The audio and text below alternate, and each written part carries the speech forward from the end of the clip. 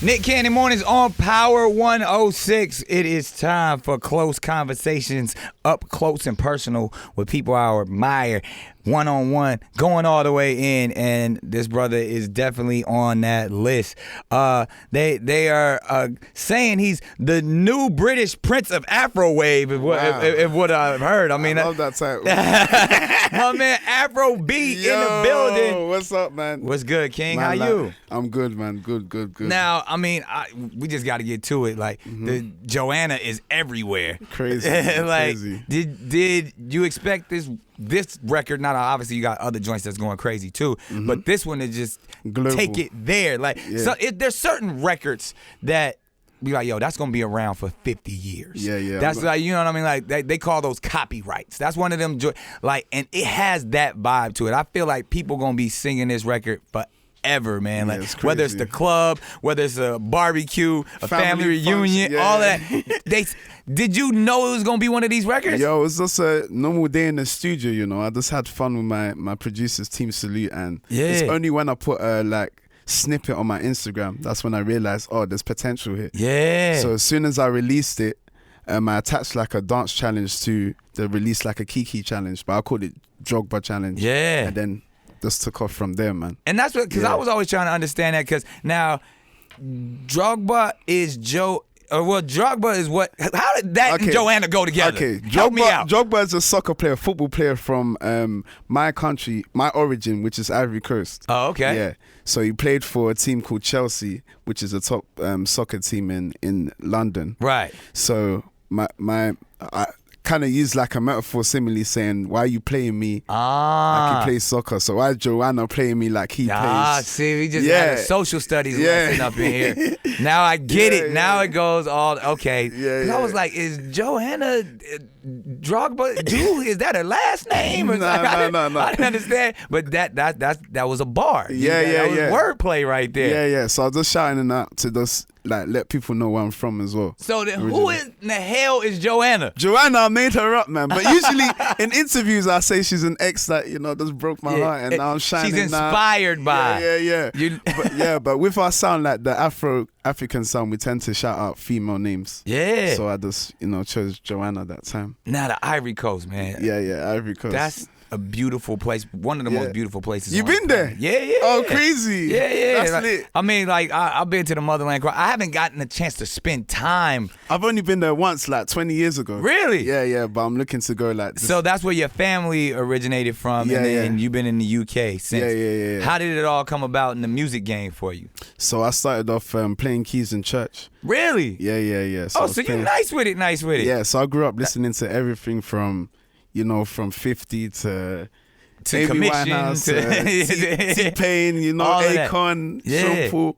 And then, I started DJing 10 years ago. Okay. Whilst I was in like high school and uni. Yeah. And I was throwing like events for under 18s because we were too young to get in the clubs and that. Right. And then 5 years ago is when I made the transition. Wow. To be an artist, yeah. Man, congratulations on everything. And obviously, like, there is a wave right now of just African-inspired music. Yeah. And I love it. You know what I mean? Being someone who I would say I'm unapologetically African. Yeah, you know what I mean? Got my turban on. We turned up. They got to understand what we are, the original man. But the fact that just that vibe of how much love and feel good frequencies that the music rocks on, is that something you were always into, just based on, because it's part of your culture, but then to see it come to the mainstream, how does it feel? Yeah, man, I was like, literally last year I was taking multiple trips to New York, just pushing the record. Like, I was mostly in the East Coast,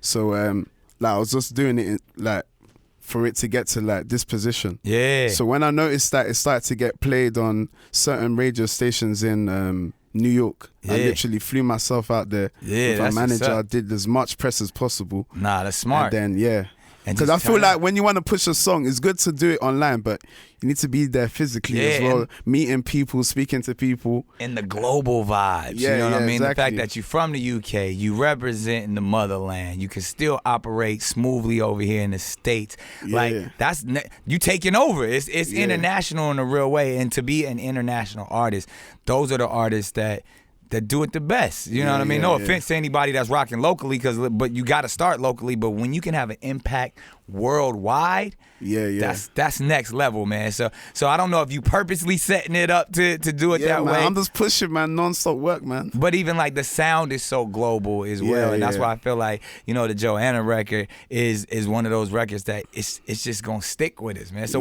what's next? What's next for? So man, I signed a deal with Empire. Okay, so shouts out to Gazi and Nemo, all of them over there. So we got like a partnership going on then. Yeah. I'm releasing a single next month and an album in September. Yeah. So and there's more vibes on there like this. Yeah. There's hella Joanna vibes. There's different type of ways to. Now, you excited about anybody that you worked with recently, one for the album, or even I know French jumped on on the remix of Joanna, so I know that's going crazy. We got any other surprises? Like that? I got a Latin remix on the way with an artist called Asuna. See, this man is methodical with how he moves throughout the world. Yeah, I need to tap into that scene. Now he gonna get the whole Latino community rocking. They're showing a lot of love. So there's that on the way. Busy Signals on the way. Ashanti, I got a record with her. Nice. Akon as well. Con, shout out to Con, that's my brother right there. Yeah, been in talks with T-Pain. I'm gonna stop bullshitting. When we getting in the studio, man? Can we get on? I'm here, man. I got a record I need you to jump on. I'm ready to work, man. I'm out here. ASAP. I'm hustling, man. Let's do get this. It. Yeah. Nah, that's beautiful, man. And I appreciate you coming through, having a close conversation with me.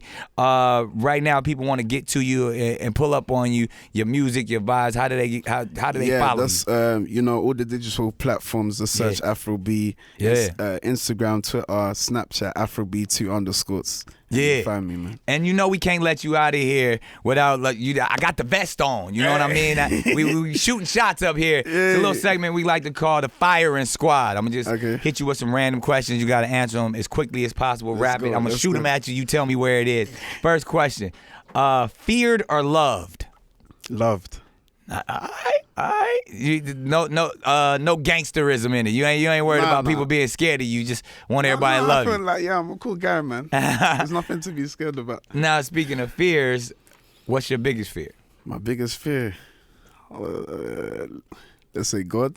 God is always fear God. That's that reverence. That's what I'm talking about. All right, man. One thing the world doesn't know about AfroB. AfroB, I get a haircut once a week. Okay, stay maybe fresh. More sometimes. Stay fresh. It depends when the show's And does that include the beard too? That's all together? The full package. You know what I'm saying? Understood. Favorite movie? Favorite movie? Juice. Really? Juice. Yeah. Pockets Bishop. I like the old school movies, man. Okay, that's a good one. That's a good one. Yeah. I would say best piece of advice you've ever received. Best piece of advice, use doubt as motivation. That's good. Worst piece of advice. Worst piece, don't try and do this. Right. Don't try and do this. The doubters. Yeah. Biggest guilty pleasure. Twix, chocolate. Now, is it the left Twix or the right Twix? The right Twix. Yeah. Most prized possession. I've got hella Air Forces, you know. Really? Yeah. Is that in UK? The Air Forces that's the wave right now. Yeah. Well, that's always been the trend. It's never stopped. It's never because we stopped on the Air Forces. Really, for a minute. And it stopped on the Jordans. Yeah. As well. Once Nelly came out with Air Force Ones, and I had them on my neck, and love don't cost a thing, and the beach. People was like, we got to step back for a second. Really? So what's the trend now? But they're coming back. I do think. I'm saying like almost probably like 2008 to about 2018, we was off them. We was off them for like 10 years. I don't see Jordans at all anymore. Yeah, right? Yeah. I feel like Jades done fell off a little bit. Everybody's on the classic trainers and the running shoes. Yeah. And like, the classic Jordans, the retros, y'all got to step it up a little bit. Yeah. Nah, because I got a whole Jordan closet. I'm like, I don't even wear none of these shoes no more. It's crazy. Yeah. No, I got like the plain, either plain black or plain white. Yeah. And then once they start to crease, I have to go get another you donate them. You donate them. Yeah. You donate them. All right, favorite curse word? Shit. I thought you was gonna give us some British shit, like the Bullocks or some shit we like don't that. even say that. You know what? A lot of Americans think we sound like the Queen. Yeah, I've never had tea. Either the Queen or the Cockney accent. Yeah, yeah. Hey, where you going there, governor? I've never had tea and crumpets. I've never watched Harry Potter a million times. You know what's crazy? All right, so what are some of the misconceptions about the states that you thought until you got over here? Yeah, that everything was Compton? Yeah, no, not really. You know.